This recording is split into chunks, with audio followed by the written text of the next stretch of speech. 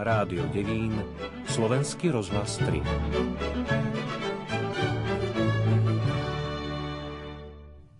Krásny deň želá Tomáš Boroš. V dnešnej Ars Muzike bude reč aj o duchovnej hudbe. O 22. ročníku festivalu Forfest sa pozhovárame s klaviristkou Elenou Letňanovou, aktívnou účastníčkou festivalu o duchovnom umení. Ako predprípravu k téme si vypočujeme 3 motetá Antona Brucknera, dielo s nesporne silnou duchovnou hodnotou. Spevácky zbor Apollo diriguje Milan Kolena.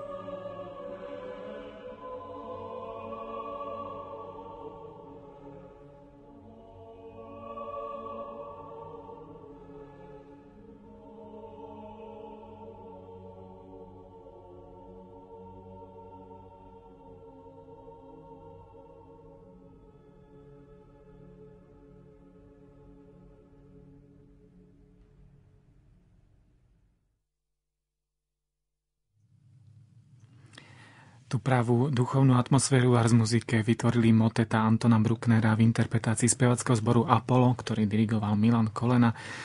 O duchovnej atmosfére hovoríme preto, lebo nasledujúca téma sa bude týkať tejto atmosféry Forfest. Presnejšie synopsie tohto podujatia sú 22. ročník, Kromnieříž, Olomouc, Bratislava a presný podtitul Medzinárodný festival súčasného umenia s duchovným zameraním.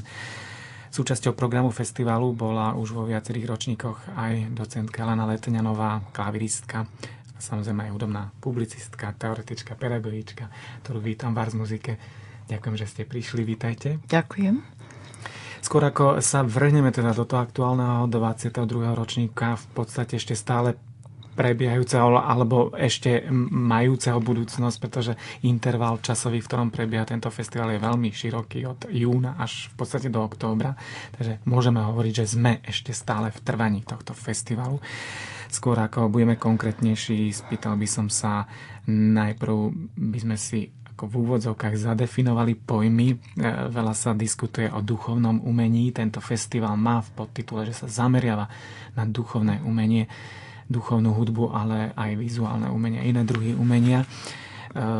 Akým spôsobom pracuje s týmto pojmom práve tento festival Forfest? Pretože názorov je veľa, od toho, že každé umenie, ktoré je dobré, má duchovný rozmer, až po tú potrebu predsa len špecifikovať to spirituálne v hudbe. Keďže duch samotný nemá hranice, je neohraničený, je neistý, je neurčitý, prejavuje sa veľmi rozmanite, tak vlastne aj táto celá oblasť nemá žiadne presné demarkačné hranice. Ale môžeme hovoriť o duchovnej skladbe, keď ona človeka dvíha nahor. Teda je to pohyb smerom nahor. Keď nás povznáša, keď to není hudba, ktorá klame. Takže prvou vlastnosťou, prvým kritériom duchovnej hudby je vlastne pravdivosť. Pretože keď chcem niekoho presvedčiť, nemôžem klamať. A niektoré tieto kompozície Forfestu ma prekonali až tak, že by som použila tatárkovský termín, že ma hlboko preorali. Ako sa preoráva zem, alebo ako žena vie citové preorať muža. Hovorili ste o takých fenoménoch duchovného umenia ako pravdivosť, alebo o duchu ako o niečom neohraničnom a neurčitom. Takže v podstate tie kritéria tohto festivalu sú veľmi ťažko vysledovateľné, alebo povedzme z pohľadu organizátorov alebo dramaturgov tohto festivalu. Dalo by sa tam predsa len nájsť nejaké konkrétnejšie kritérium toho duchovného, alebo čo teda vybrať na festival? Dlho som o tom rozmýšľala. Aby sme mohli vôbec vyjadriť tú široký vesmír duchovnej hudby, museli by sme si ako pomocnú štanglu zobrať meter, na ktorého jednom konci je extrém, absolútna duchovnosť, ticho, pauzy, prázdno, veľmi dlhé štruktúry, ťahané, povedzme vokálne, alebo aj inštrumentálne. Teda meditácia a vôbec ponorenie sa do seba. A na druhej strane je opak, je najvyššia miera materiálnosti, najvyššia miera hluku, možno aj agresia, alebo skôr nie agresia, lebo duchovná hudba by nemala byť agresívna, ale taká, silného výrazu, ktorá je dynamicky veľmi prekonávajúca človeka, ktorá ho po akejsi katarzii alebo katastrofe ho vlastne príjme ku katarzii, k uvoľneniu a k akejsi očiste po strašnej dráme, po veľkej katarzii. Napríklad úžasným príkladom je práve tá kompozícia slovenského skladateľa Romana Bergera Soft November Music, číslo 1 z roku 89, ktorú som hrala ako prvú. Ktorú budeme počúvať na muzike o nejakú chvíľu. Ktorá je vlastne tiež tak vybudovaná, že je to séria variácií, je to rad variácií princíp variačné hudobné myslenie, ktoré vykulminuje tú druhú kompozíciu, asi 15 minút, do určitej kataklizmy. A tam v momente, keď už sa zdá, že není možné ďalej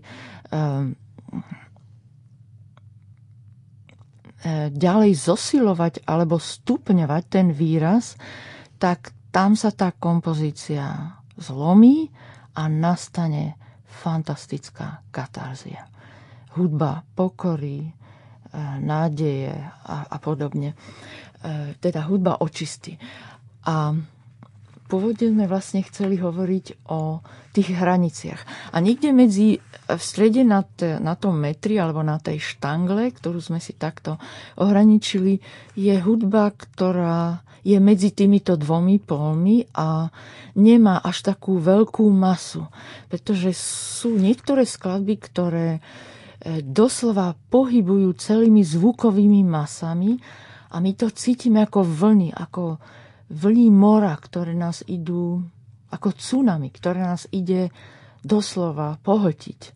Taká je hudba napríklad Henrika Gureckého, ten klavírny koncert, alebo Beatus Vir, že jednoducho nemáme miesto na nadýchnutie.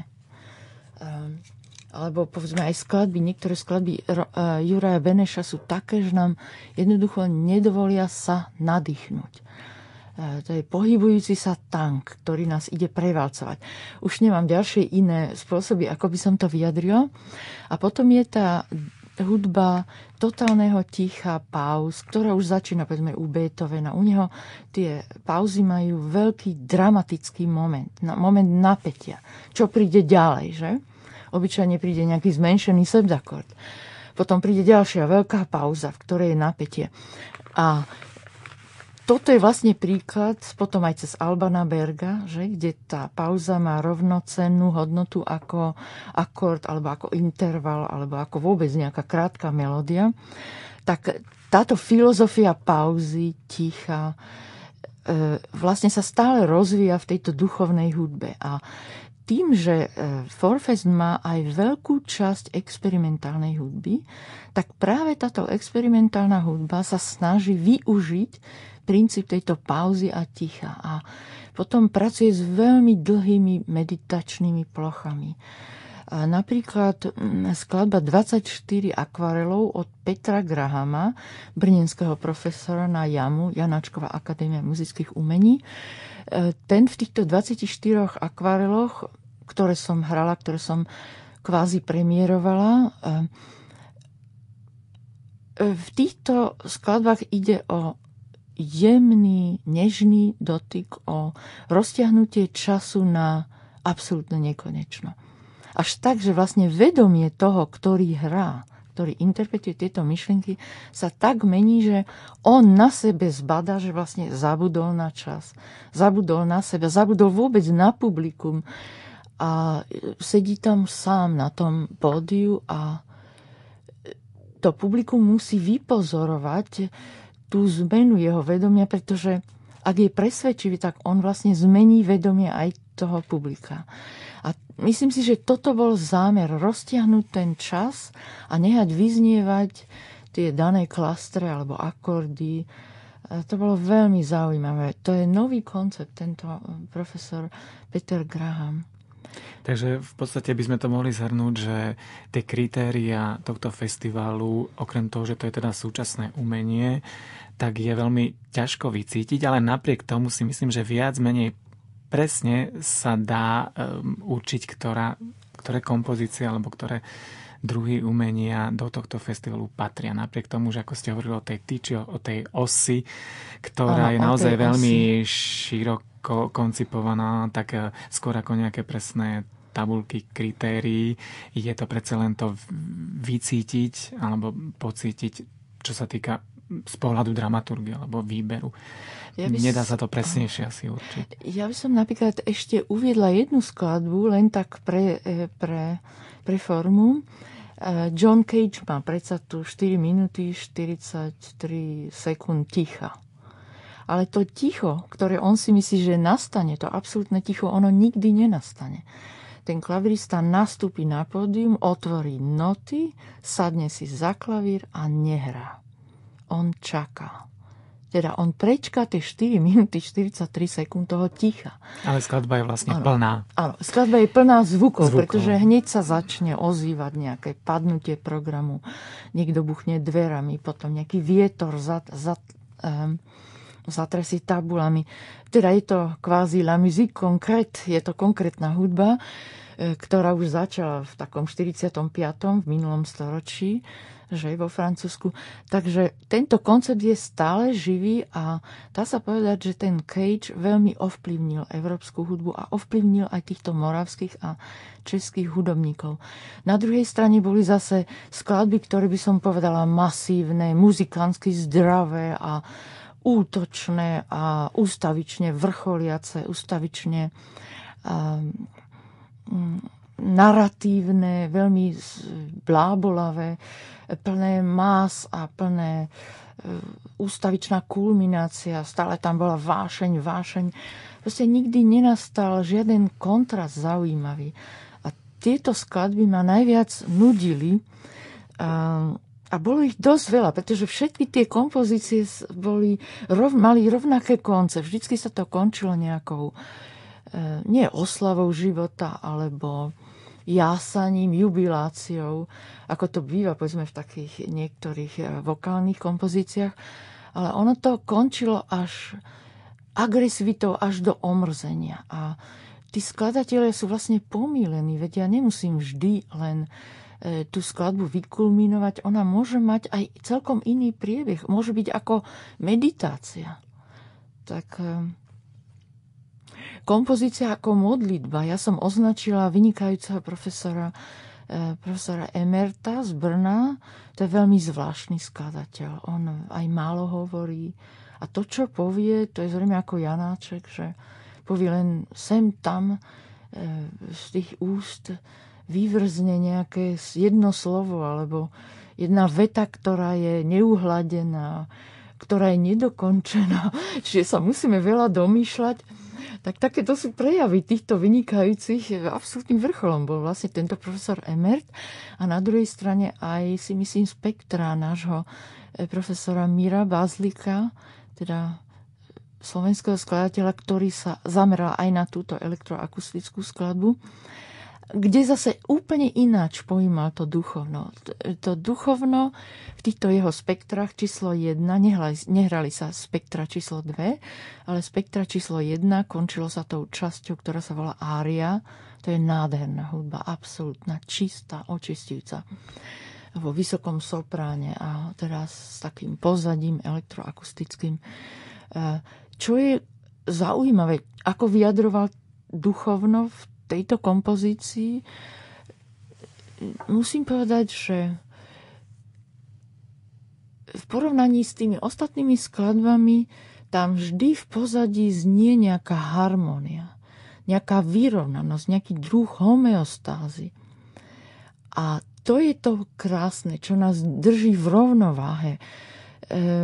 Proste sú tie hudobné tvary, sú okrúhle, sú pekné, ale pritom celý čas tie skladby nás držali v napätí. Celú tú hodinu, to bolo zaujímavé, že celú hodinu v kuse išli tieto spektra, nikto neodchádza, lebo väčšinou na týchto elektroakustických a elektroakuzmatických skladbách ľudia jednoducho odídu po pol hodine. Jednak aj vizuálne je to náročné, lebo človek nemá čo pozorovať interpreta a je to náročné pre vnímanie. Takže hovorím, že absolútny primát slovenskej hudby v tejto elektroakustickej oblasti vďaka pánovi profesorovi Mirkovi Bazlikovi. Ja mám k nemu špeciálny vzťah. On bol mojím profesorom matematiky na Fakulte architektúry Slovenskej technickej univerzity. A si pamätám, ako nás učil integrály a exponenciálne rovnice. To je človek, ktorý je hlboko koncentrovaný, keď niečo robí. A tá koncentrácia je možno práve v tej hudbe veľmi vysoká. A on má aj také zaujímavé teórie, ako komponovať napríklad na prvočíslach, alebo nakoniec aj na Fibonacciho reze, teda zlatý rez, ktorý de facto je autorom Zlatého rezu je Aristoteles a nie Fibonacci v renesancii. A vždycky tá hudba znie pekne. Zajímavé je, že vlastne on má možnosti využiť aj spektrálnu analýzu, aj matematickú analýzu pre svoju hudbu. Ale my si vždy myslíme, že to je racionálne, alebo že je to také. Nie, to znie pekne. A to isté, napríklad aj ten Juraj Beneš, on nakomponoval jedno nocturno, ktoré som hrala, tuším, v 94. Jednoducho sa dá stanoviť algoritmus tej melódie, ako začína, celého toho melusu, toho melodického tvaru, ktorý sa potom stane akordickým. To je proste malá tercia, veľká tercia, malá tercia, veľká tercia, malá tercia, veľká tercia. A ona proste dokopy potom dá, keď ich je 9 nad sebou, alebo 11, tak ona dá veľmi zaujímavý tvar. Ale znie to krásne, znie to pekne. A tým vlastne si myslím, že obecenstvo hlboko teda tlieskalo a dlho tlieskalo Mírovi Bázlikovi za tieto spektra. A viacej tlieskalo ako pánovi profesorovi Ružičkovi z Prahy, ktorý má tiež medzinárodnú cenu. A tam bola zaujímavá len tá Tibia, teda prvá časť. A tie ostatné, to končertíno, napriek tomu, že tam hral aj živý inštrumentalista, takže tá elektroakustická skladba vyzerala nahratá, že bola akýmsi backgroundom pre toho hrajúceho inštrumentalistu. Nebola proste vôbec taká pútavá, ako bol celý čas pútavý Miro Bázlik. No. Pôjdeme konkrétnejšie k ďalším koncertom a teda aj osobitne k vášmu recitálu v rámci 22. ročníka festivalu Forfest, ale teraz by sme si predelili naše rozprávanie hudbou. Už sme spomínali Romana Bergera a jeho Soft November Music, takže by sme si úryvok aspoň vypočuli. Uviedli ste ho ako príklad, keď sme uvažovali o tom, do akej miery alebo o vôbec podobe duchovného umenia. Takže teraz si tento príklad aj vypočujeme vo vašej interpretácii. Áno, ešte jedno, že táto kompozícia bola komponovaná v novembri a v decembri v roku 1989. Čiže pád toho jedného systému, ten, ktorý my sme nenávideli a z neho sme ušli za hranice, teda ja konkrétne, v tejto kompozícii sa tento pád tej totality, alebo neviem čoho, nejakého obra, nejakej obrovitej štruktúry sa skutočne ozýva a je to vyjadrené ako pádom. A aj fyzicky je to vyjadrené pádom, ale začína sa to vyloženie duchovne, krásnou, pokojnou, horizontálnou melódiou, ktorá má 4 tóny, sú to 2 kvarty vždy, ktorá postupne teda z tej horizontálnosti sa vzprieči a stane sa kolmicou, akordami, klastrami a tam už potom začne tá svereplosť a to strhnutie toho systému. Veľmi zaujímavé.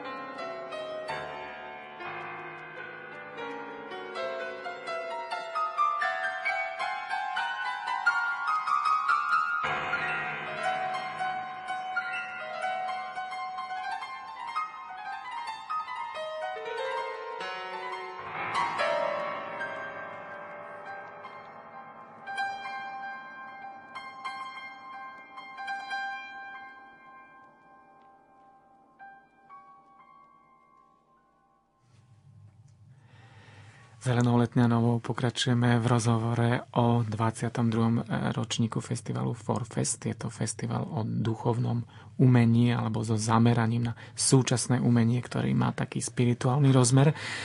Hovorili sme všeobecne o duchovnom umení a troška sme už teda začali aj konkretizovať menami aj skladbami.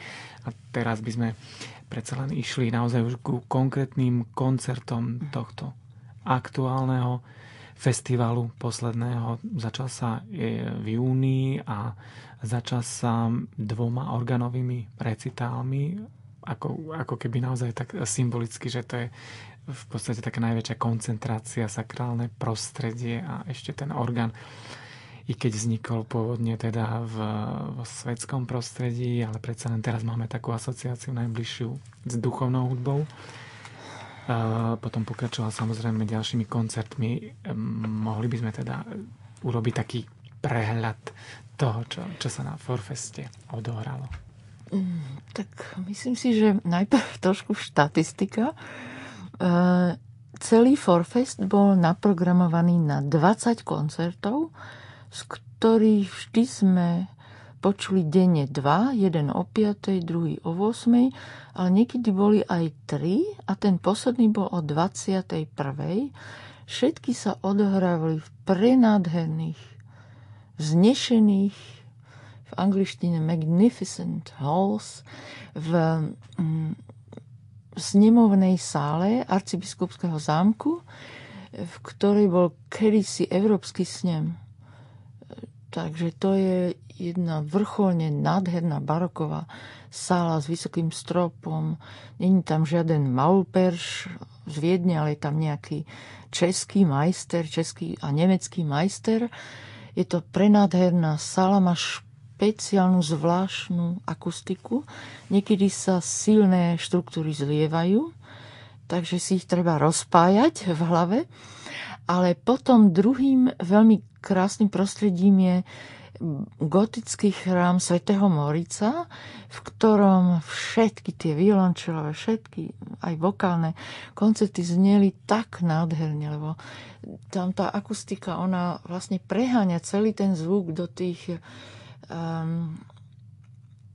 členených klenieb a tam sa to nejako špeciálne vracia do ucha. Ja proste túto akustiku obdivujem v tomto Svätom Moricovi. A preto aj tam najkrajšie znel koncert jedného Gauwerkyho z Nemecka. Je to medzinárodný umelec, ktorý nám predstavil nemeckých autorov, medzi iným aj Karl-Heinza Stockhausena, tu jeho známu skladbu In Friendship. A prvou skladbou bol Talian Luigi Dalla Piccola, ktorá skladba bola zároveň najstaršou skladbou Forfestu.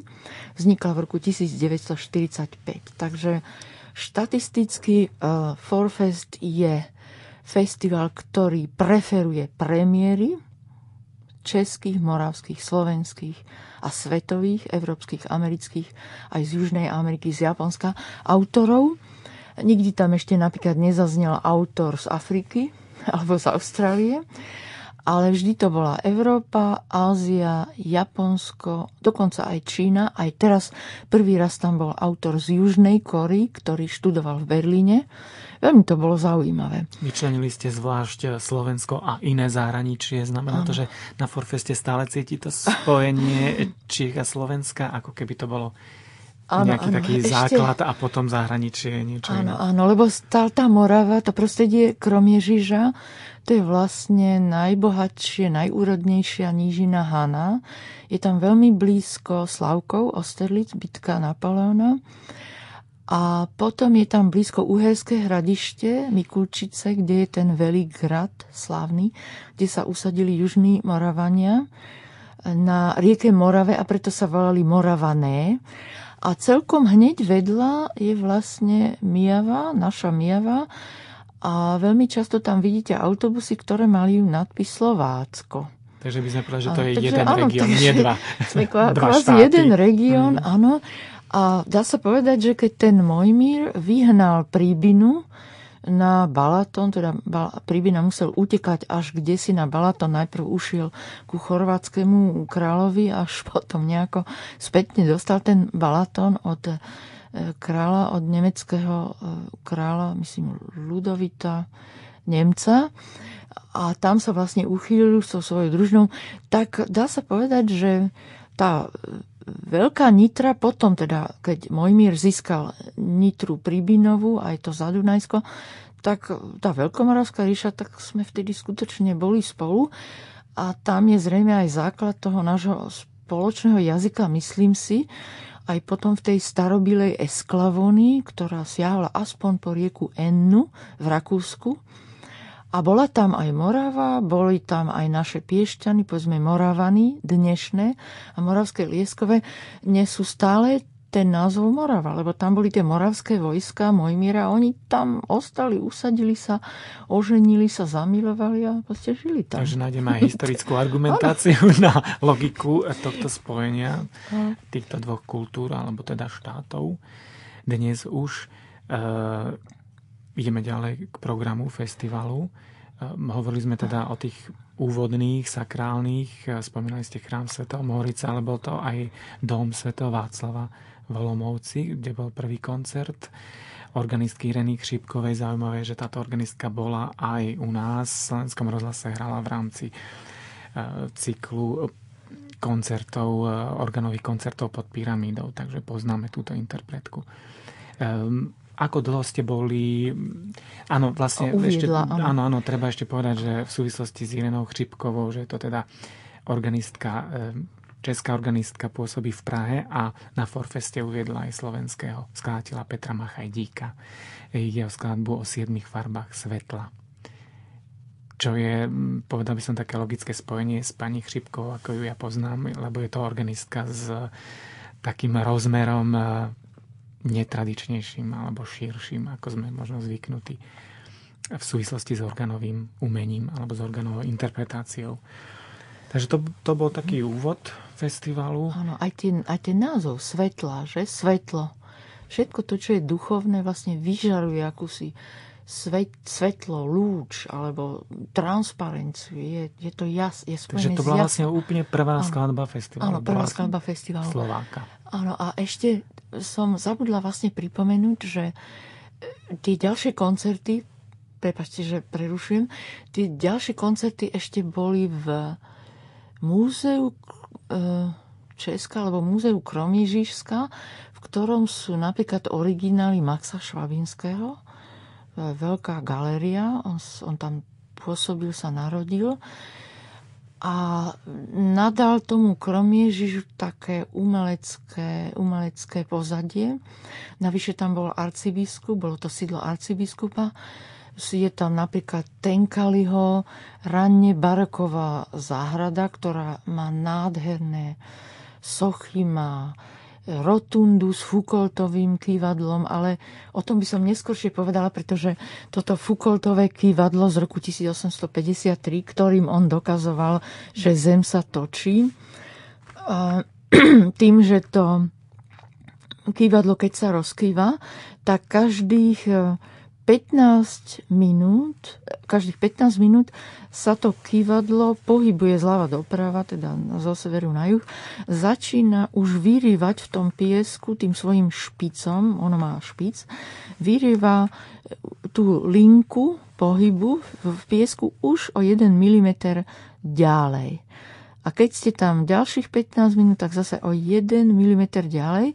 A keď by tam človek posedel aj 6 hodín, v tej studenej miestnosti, v tej s nádhernou kopulou, to je skoro ako brunelleského kopula, len vo Florencii, len nemá tú veľkosť tej brunelleského kopuly, ale má tzv. Nartex, čo je vlastne taká zvláštna vstupná časť do tej rotundy a to robí z toho prostredia zase duchovné, akési chrám, ktorý má výšku, nenahrádza samozrejme gotickú katedrálu, kde zase ten rozmer, ten priestor dáva pocit duchovnosti, že som ako v gotike pretiahnutý tvár, že som bližšie k Bohu a tak ďalej.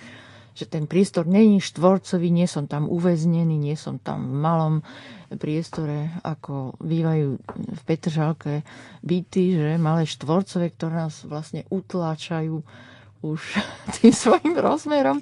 Není tam žiaden pocit nekonečná a tak ďalej. Takže v týchto veľmi pekných priestoroch. Čiže priestor je tiež dôležitou súčasťou festivalu, by sme mohli povedať. Ďalší rozmer umenia, čiže nielen hudba a výtvarné umenie priamo v podobe interpretov a výtvarníkov, ale aj tento priestor historický. Ako ste si našli čas teda pobudnúť na tomto festivale, lebo vy ste tam boli aj ako aktívna účastníčka, interpretka na svojom vlastnom recitáli. Ako sa to vo vás teda prelínalo to, že ste boli aj ako návštevník, poslucháč a zároveň ste mali pred sebou ešte recitál, ako sa to dalo skalbiť? Po recitáli som potom navštevovala všetky koncerty. To už bolo áno. v pohode.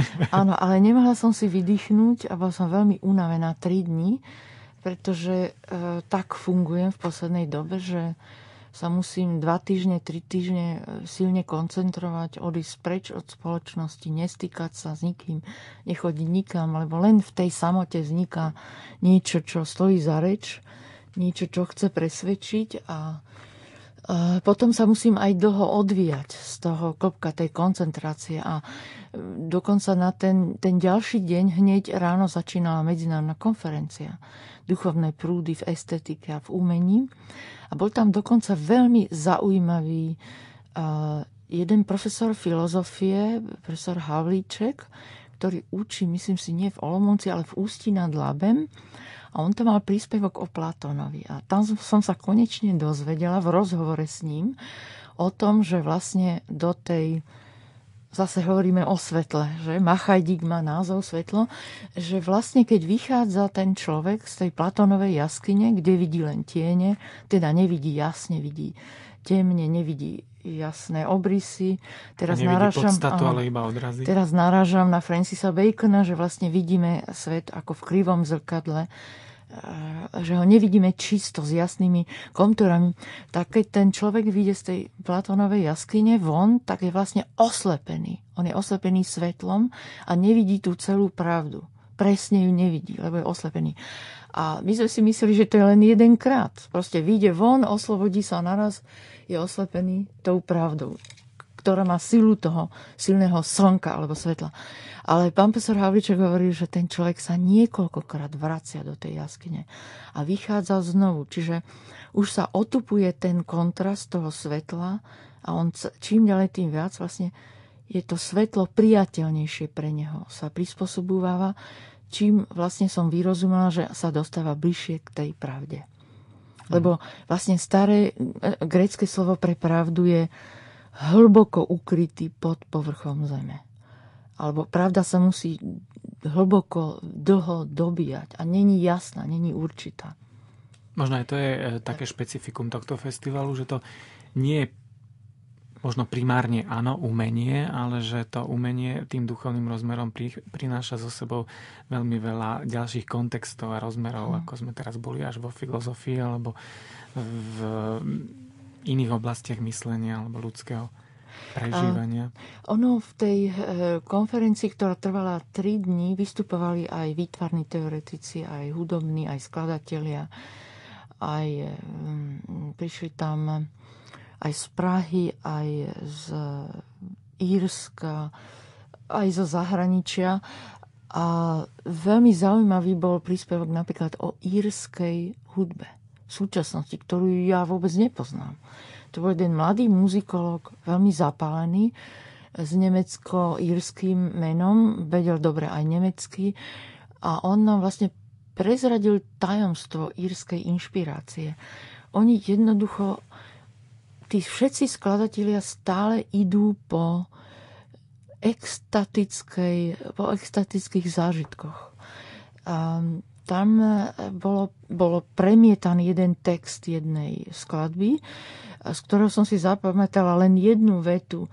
Ten čas, keď sme robili dieťa.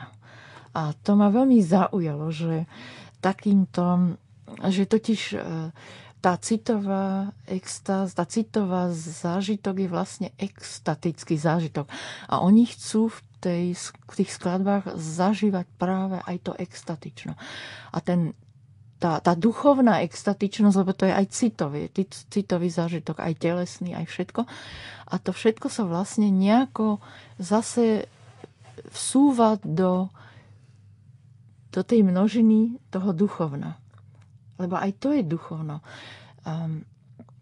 Keď človek zažíva sám seba v náručí niekoho druhého a túto vec vyjadriť hudobne, tak to je sakramensky ťažko.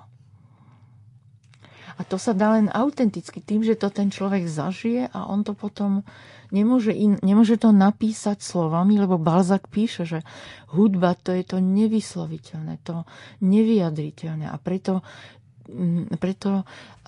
ľudia v romantizme, v tých parížských salónoch obdivovali Franza Liszt, lebo Franz Liszt vedel transformovať, transkribovať svoje najvnútornejšie pocity, gefühle priamo v tej svojej hudbe. Či už bola sentimentálna, alebo či už bola bombastická, alebo vrcholne technická, ale vždy bola výrazová. Takže to bol zážitok z tej konferencie v podstate. A keby sme sa vrátili teda k hudobným zážitkom, ktoré by sme ešte spomenuli, teda v rámci toho, ako ste si našli čas a ako ste vládali po tom náročnom období vášho recitálu a hlavne teda prípravou naňho. Ja som totiž zabudla ešte spomenúť, že okrem Romana Bergera a skladieb 6 epigramov pre klavír solo od pána Mirka Bazlíka z roku 89, ktoré sú venované pamiatke Jaroslava Šolca, jeho asi príbuzného alebo v rodine, boli hrané aj kompozície Tomáša Boroša, 3 reflexie pre klavír. Z roku 2001 bola to česká premiéra. Takisto bol Miroslav Bazlík, česká premiéra. A tieto 3, by som povedala, kratušké, succintné, v succintnej forme, ale vo veľmi rozdielnej forme, boli teda treťou skladbou tohto Forfesu spolu aj s Iris Segi. To bol iný koncert v rámci konvergencií. A potom teda som hrala toho Grahama, takže celkové tam bolo vlastne 5 autorov a to je už veľké zastúpenie, pretože napríklad slovenských autorov. Áno, Japonec tam bol len jeden, Takemitsu, a potom tam bol jeden južný Korejčan, ktorý pretraktoval len svoj tradičný nástroj, flautu. Oni tou flautou dokážu tým monologom, dá sa povedať, tým monoinštrumentom, či monofónnym inštrumentom, oni dokázali aj prefúkmi vlastne tvoriť aj iné intervaly, spoluznejúce intervaly. A to bolo zaujímavé, že ako oni vlastne, títo moderní skladatelia, ktorí študovali v Berlíne, ponímajú tú starú japonskú východnú melodičnosť, melos, aj rytmičnosť zaujímavú, ako ju oni vedia moderne, flautovo vyjadriť. Mne to pripadalo ako taká ústavičná improvizácia, využívajúca všetky možné polohy a tak ďalej. By som to zaradila skôr k tým experimentálnejším skladbám, ale napríklad také Nemecko bolo zastúpené len 2 autormi, Drude a autorom Eben Höh. A Rakúšania boli zastúpení 3 autormi, Kanaďania 2. Z tých 2 Kanaďanov bol zaujímavý Alexander Rapoport, Elegia a Žiga pre violu a pre klavír z roku 92, kde hneď v prvých taktoch sme cítili, že to je Rus, že to je nejaký príbuzný Šnitkeho, hudobne, štýlovo, aj tou vážnosťou. Takže je to asi vyemigrovaný Rus v Kanade. Aj to meno, myslím. Aj to meno, áno, Alexander Rapoport. A potom tam zazneli aj kompozície u nás vôbec neznámych južnoamerických skladateľov, Lescuano, Madlem, spolu s Máriom Castelnuovom Tedeskom, ktoré boli premietané napríklad s obrazmi amerického maliara Fiesleyho. A absolútna dominácia českej a moravskej hudby s mnohými premiérami, z ktorých by som spomenula Františka Fialu a už známeho Petra Ebena. Veľmi ma prekvapil aj Zdeněk Lukáš. To všetko je zdravá, veľmi pekná muzika, taká by som povedala česká, ktorá ukazuje malú českosť. The small Czech person v angličtine. Neviem to ináč vyjadriť, ale je to taká okrúhlá hudba, ako je Hora Žíp. A je v nej veľa takej vrúcnosti, ako je Dvořák, ako je Janaček. Ja tam stále cítim nejaké to upnutie sa na Janačka. Oni sa ho, nie že nemôžu zbaviť, ale je to akýsi chvost, ako kométa, ktorú oni vždy budú so sebou proste niesť. A či vedome alebo nevedome. A vynikajúci bol podľa mňa jeden Francúz, ktorý mal gruzinského otca a nemeckú šlachtickú matku. Takže jeho meno znie Nikolaj Zurabišvili de Pelken. To de Pelken je to nemecké. Je to profesor, riaditeľ Parížskeho konzervatória, ktorého dielo, volalo sa to Terra Oscura, temná zem, bolo jedno z mňa najprekonávajúcejších skladieb, ktoré mali, by som povedala, až neurčitú formu, ale stále sa odohrali v temnej polohe. A hovorili o temnote, neviem, či našej zeme, alebo jeho vlastného charakteru, ale bola to teda úžasná skladba, niečo ako nový Beethoven. Ja si predstavím, že takto pôsobil Beethoven na ľudí v čase, keď ho vôbec nechápali. A druhou skladbou, ktorá mňa absolútne drapla, bol Maximilian Messieri. Skladba sa volala Zadig 21 kapričia pre solové violončelo, kde bolo 6 takých charakterových skladieb a z nich tá skladba La Jalousie, teda žiarlivosť, bola skladbou, ktorá sa skutočne začala takým neurčitým motívom, ktorý motív sa postupne začal vyvinúvať v túto strašnú vášeň, ktorá ničí človeka. A myslím si, že lepší charakter žiarlivosti nenapísal ani spisovateľ, ako napísal tento Talian. A potom mal aj skladby, ktoré boli spojené aj s elektronikou. A zaznel tam aj veľmi známy a slávny Giacinto z Chelsea. Ale táto skladba bola už raz hraná na Forfeste a bola v lepšej verzii hraná. Takže som sa trošku... nezaujalo ma to. Ostala som chladnou. Nezaujalo ma to. To sú vaše hudobné zážitky z festivalu Forfest.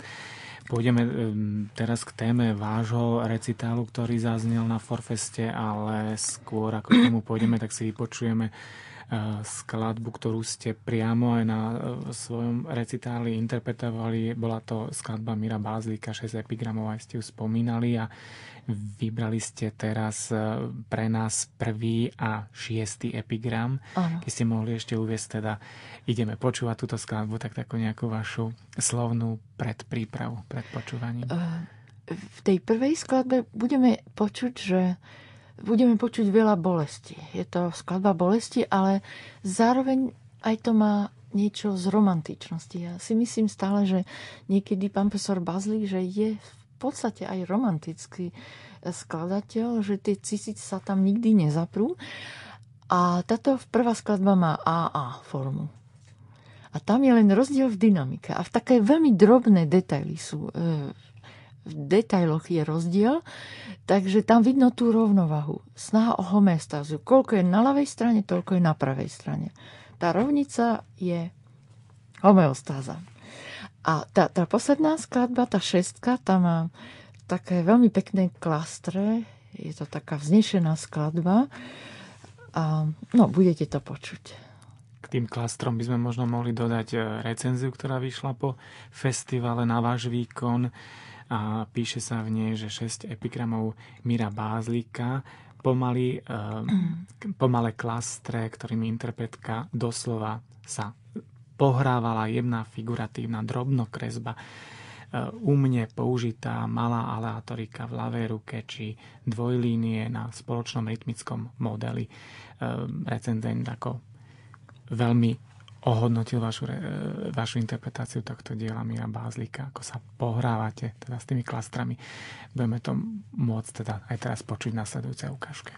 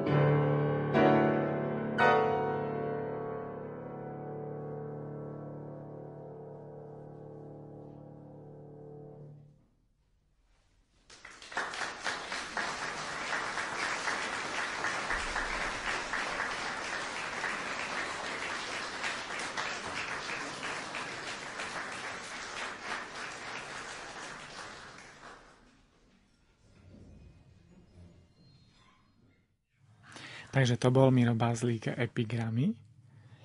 Sme počúvali. Sme troška na pochybách, ale už sme to vyriešili. Potom Miro Bázlík, Epigramy z recitálu Eleny Letňanovej, s ktorou sa zhovárame o festivale Forfest. A v podstate sme spomenuli viacero koncertov a sme si povedali, že teraz sa zameriame na váš festival, na váš recitál, ktorý odznel. Ešte ste mali takú zaujímavú poznámku, ktorú sme nepovedali, že je zaujímavé, keď sme hovorili o podobe duchovnej hudby, že nezaznela žiadna minimal music, ktorá je možno takou najautomatickejšou asociáciou, keď človek si predstaví duchovná hudba alebo minimalistická, tak a často aj na Forfeste zaznievali skladby tohto typu. Čím si to vysvetliť, alebo teda zaujímavý tento postreh, že? Áno, tento postreh som práve dostala na konci festivalu, keď znel Angličan a brněnský, moravský autor Pavel Zeman a tento David Matthews z Veľkej Británie, smyčkový kvartet číslo 5, ktoré sú príklady normálnej hudby bez experimentovania a bez minimalizmu, bez aleatoriky, bez 12-tónového systému. Možno u toho Angličana by sa to aj očakávalo, že bude to niečo týmto smerom tej americkej tradície, že tam bude. Áno, že to boli normálne na modálnom základe komponované skladby, ktoré, tá prvá napríklad ten Pavel Zemek, to bola takzvané vypicikátovaný sláčikový kvartet. Veľmi zaujímavý a krásny a tiež taký moravský, vrúcny. Občas prebral aj normálny slák huslový svoju úlohu na pozadí toho picikáta. Veľmi harmonická skladba. Je to autor, ktorý už v minulosti bol hraný a vytvoril napríklad unizónovú symfóniu. Celú symfóniu napísanú v unizóno. To znamená, že celý orchester hrá jednu melódiu. Unizóno. To je neuveriteľné. A vieme, že v jednote je sila. Myslím si, že je to biblický výrok biblický. A ešte nikdy sa to potom zúžívalo, nadužívalo a zneužívalo. A potom ten David Matthews, ten zase mal opačné. Ten mal také ramifikácie v tých jednotlivých hlasoch až tak, že sme cítili, ako keby sa fraktálne rozdielovali, že utekali do priestoru. Takže boli samostatné a tam som si uvedomila, že vôbec nezaznela ani jedna skladba s touto technikou alebo s touto estetikou minimalizmu. Ja si myslím, že ona sa už vyžila, alebo že už bola tak užívaná, nadužívaná, že už nastalo teraz jej také hypertrofické štádium, pretože už sa stala majetkom celej planéty. Už veľmi veľa skladateľov komponovalo v minimalistickej technike alebo týmto jazykom minimalizmu a že už aj tí čelní predstavitelia, Američania, vlastne, keď to spočítame od takého 66. 8., keď sa v tom byte Lamonte Younga v New Yorku ozývala stále tá istá hudba deň a noc, stále sa točila dokola. A tak vlastne vznikol minimalizmus. Takže ten Terry Riley vlastne počul tieto veci v tomto byte Lamonte Younga, kde sa stretávali všetci aj s týmito buddhistickými mníchmi a filozofmi. Takže ona už je stará, ona už, spočítajme si, od roku 65-50 rokov. Čiže ona už mala aj právo sa vyžiť, takisto ako 12-tónová sústava, ktorá tiež trvala do tých 60 rokov, že? Prvý Schoenberg, prvá jeho kompozícia je kedy? 1912? Alebo ten Rus, čo napísal tu Eiserne Lieder, ktorá tiež nezávisle od Schoenberga používala 12-tónový rad. Ešte aj Mirko Bázlík takisto používa napríklad v opere tiež 12-tónový rad, aj kontrapunkt, ale on to spája aj s lyričnosťou, aj s harmóniou. Čiže tá 12-tónová vec je na základe harmónie a preto je to také pekné. Mm-hmm. I keď si myslím, že nemôžno celkom skonštatovať, že minimal music sa vyžil alebo je mŕtvý, podľa mňa je to len nejaká perióda a zasa budeme alebo nadužitia, áno. A potom sa zase ukáže potreba návratu a opäť na Forfeste iste niekedy o nejaké roky zaznie. Áno, a teraz to bolo tak zaujímavé, že nie.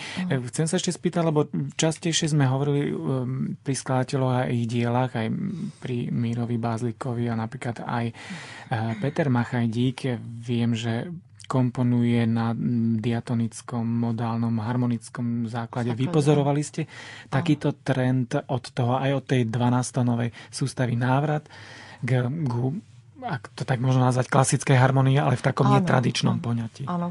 Áno, tento návrat tu je a dokonca aj minulý rok sa ozvalo, alebo počkajte, to bolo predminulý rok. Predminulý rok sa tiež ozval taký jeden recital, v ktorom to zaznelo, ale aj u toho pražského skladateľa, ktorý nedávno zomrel, pána Petra Pokorného, ktorý píše také krehké skladby. A mnohým ľuďom sa to nepáči, lebo oni tej krehkosti nerozumia. Ale tá nenásilnosť, teda to agresívne, opak agresivity je krehkosť, jemnosť, nežnosť, to asi ľuďom nekonvenuje. Ľudia milujú takéto technické, to techné, to musí stále bežať. Tá pravidelnosť arzis, tezis. Tak ako je to v jazze, lebo vlastne súčasná hudba tiež potrebuje niekedy aj ten pravidelný rytmus. Však povedzme v tom Ravelovom bolere, tam je to stále. To ide, že ako mašina to ide a stále to stupňuje až do takého, povedala by som, zase do nejakej katastrofy, ktorá potom naraz jedným rezom usekne a skončí. Tá skladba, lebo už sa nemá kam ďalej vyvíjať.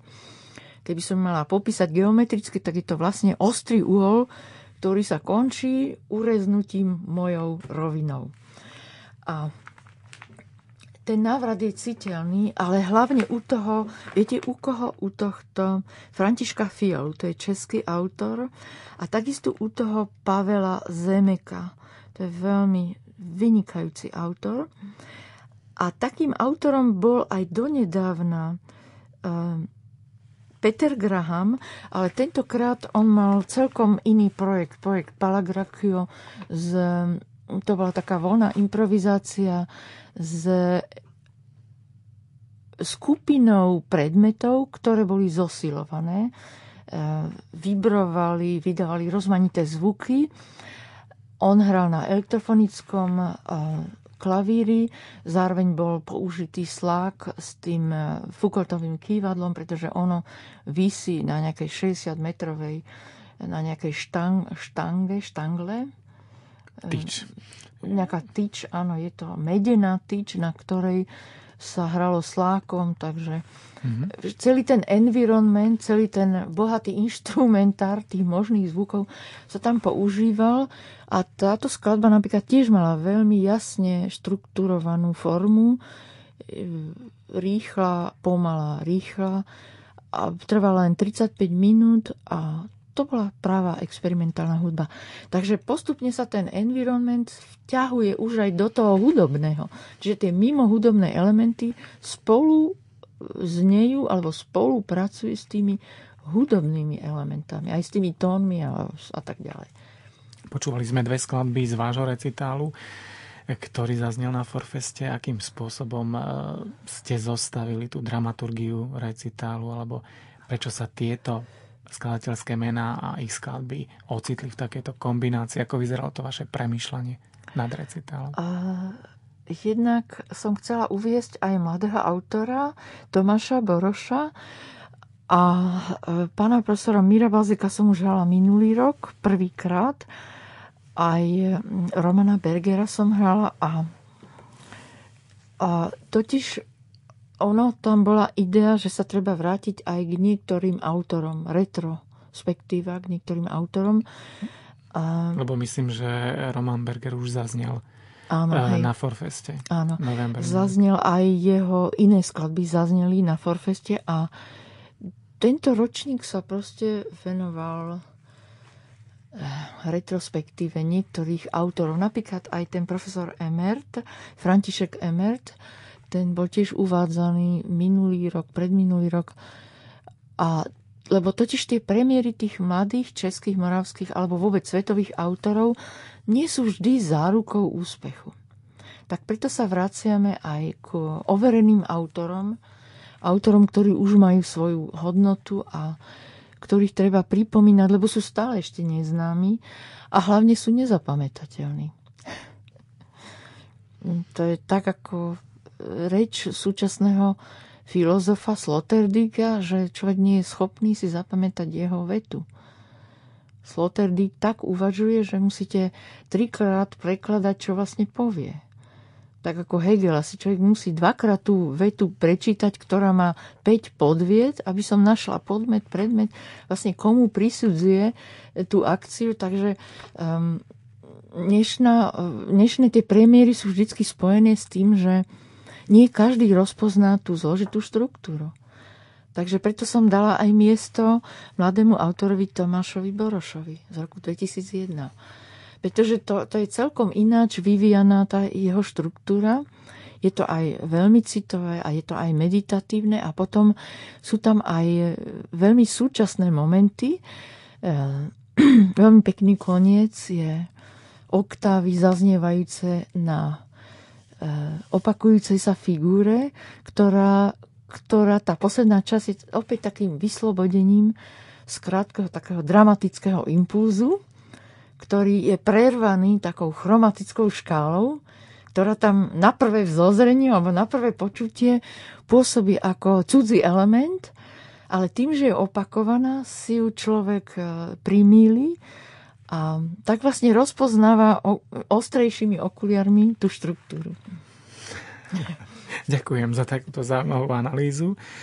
V recenzii k tomuto koncertu sa uvádza, že Elena Letňanová vždy prekvapí niečím nekonvenčným. Zdá sa mi, že v podstate tie skladby neboli na prvý pohľad niečím prudko experimentálnym alebo nekonvenčným. Bude to asi vo vašej interpretácii, ktorá recenzentovi vlastne asociovala niečo zaujímavé, nekonvenčné. Bol to váš asi interpretačný prístup. Možno nekonvenčným bolo uvedenie toho klavírneho koncertu, volá sa to Concertino for Elena, ktorý nakomponoval pre mňa nositeľ Guggenheimovej ceny, pán profesor Richard Tönsing, píše sa Toensing po nemecky, má aj nemeckých predkov, žije v Amerike, v Colorado, v Boulderi, jeho manželka je klaviristka, bola tiež mojou priateľkou a ona zo zásady interpretuje jeho veci. A my sme boli taký triumvirát v Boulderi, taký hudobný triumvirát a vzájomne sme si pomáhali a sa inšpirovali. A on napísal teda túto kompozíciu v roku 2006 a ona je veľmi netradičná. Aj v používaní tých inštrumentov bicích a sláčikových a elektrofonických, tam je marimba a také zvláštne inštrumenty a to všetko je spojené s klavírom. No možno, ako je, že som nekonvenčná, áno. Tak proste vždycky uvažujem o takých premiérach, ktoré si myslím, že niečo nového donesú. Napríklad hrala som nedávno, to bolo pred 2 rokmi, Johna Cagea, to jeho Bacchanale for Prepared Piano, Bacchanalia pre preparovaný klavír, ktorý má napríklad, to je kompozícia, ktorá je nakomponovaná na 13 tónoch. Oni sú vybraté pánom Johnom Cageom, ktorý mi to aj ukázal v Dallase, v tom Museum of Arts, keď som tam žila v 87., že ako sa to preparuje. Presne mi ukázal vzdialenosť od kolíka a čím sa to preparuje, gumami a tak ďalej. Čiže ja som mala také kvázi autentickú preparáciu tých strún, aby to znelo čo najviac ako balísky orchester alebo ako zničený klavír. To už ďalej není klavír. To je proste nejaký nový inštrument, na ktorom ja hrám. A táto skladba veľmi zaujala. Ona trvá 10 minút a práve tá stredná časť po tých 2 búrlivých a vášnivých častiach, tá stredná časť bola prvá, ktorá začala takou buddhistickou meditáciou. Takým až by som povedala, moji študenti to raz ocharakterizovali na katedre muzikológii, onehda ešte pred 84., že to je hudba takej tuposti. A ja som vtedy začala rozmýšľať, prečo je to pre nich tupé. Nie, proste je to tá meditácia, zastavenie času, opakovanie tej istej figúry. To je ten minimál, prvý minimál. A to bolo písané v roku 1940 už John Cage. Mm-hmm. A nie 1966 v New Yorku, alebo Philip Glass, alebo Steve Reich. Ale už v tomto období bol minimál. Áno, už vlastne on rozmýšľal, ale to bola len tá časť, tá stredná časť tej skladby, tej bakchanálie. Pôvodne to bola vlastne taká baletná hudba pre Sylviu Ford. Keby sme stopovali Minimal Music, tak prídeme možno aj do iných storočí. Prídeme aj k Richardovi Wagnerovi. Áno. Tých prvých, neviem, určite, koľko je to. Ja som mal na mysli. Prvých 5 strán partitúry v tom Zlatorína, Rheingold, tak to je vlastne opakovanie toho istého kvindakordu. On sa len roluje stále vyššie. A zaujímavé je to. Takže aj Richard Wagner bol niekým, ktorý už objavil opakovanie sa. Ale ja si myslím, že on potreboval vyjadriť to jaganie sa zlata, teda moc zlata. Áno, jaganie, to svetlo, presne to, čo má Machadice, že to zlato bolo totiž vyjadrením hodnoty, kedysi v stredoveku. A aj striebro malo veľkú hodnotu, aj meď. Napríklad rytieri nosili len medenú farbu, lebo meď bola znakom šlachtického rodu a rytiera a tých mečov a tak ďalej. Čiže má to symbolickú hodnotu. Mm-hmm. Otvárame stále nové a nové dvierka zaujímavé, ktoré súvisia s tématikou duchovného umenia a festivalu Forfest. Pripomínam posluchačom, že toto zaujímavé rozprávanie sme počúvali spolu s pani Elenou Letňanovou, ktorá dnes bola hosťom v Ars Muzike a zhovarali sme sa o 22. ročníku festivalu duchovného umenia Forfest. Uzavrieme naše rozprávanie hudbou. Vybrali ste Míra Bázlika, už sme počúvali z jeho tvorivé dielne, ale teda aj vo vašej interpretácii skladbu Epigramy. 2 sme si vypočuli, teraz budeme teda pokračovať v Bázlikovej tvorbe a budú to spektrá. Áno, z spektra. Nich ste vybrali jedno áriu. Áno, spektra číslo 1, pretože má aj druhú sadu, volá sa to spektra 2. O tej árii ste tak zvlášť hovorili, takže tiež by som vám posledné slovo udelil v tomto bloku. Taká kryštálovo čistá hudba je to. Hudba jasu a nádherná hudba. By som povedala až anielská. Totiž na tom podklade elektroakustickom veľmi vo vysokých polohách znie ten sopran ako oslobodzujúci hlas. Radšej by som vás nehala počúvať, než hovoriť.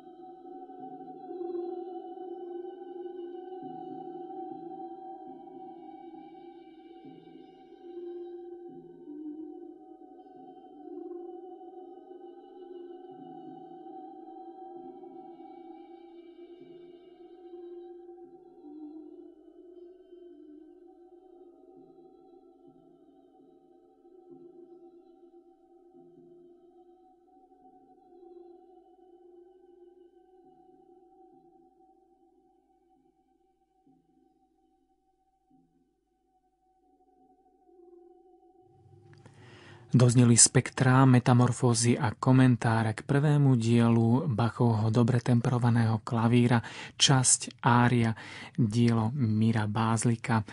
Na rádiu Devín pokračuje Ars Musica, teraz si vypočujeme sonátu D-dur číslo 13, opus 1 Georga Friedricha Händla.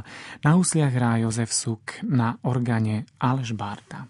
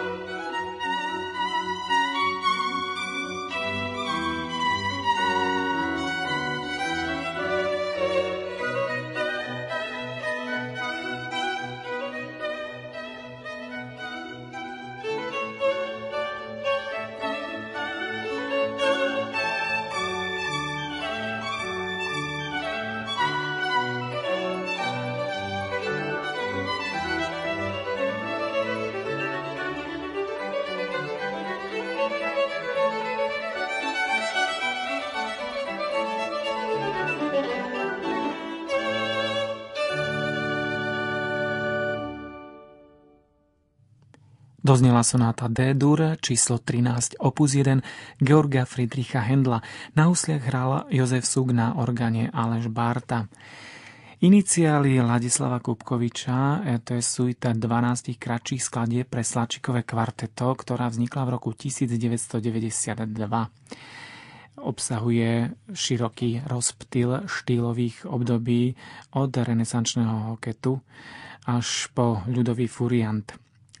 Teraz si toto dielo vypočujeme v podaní Mojzesovho kvarteta. Takže Ladislav Kupkovič, Iniciály.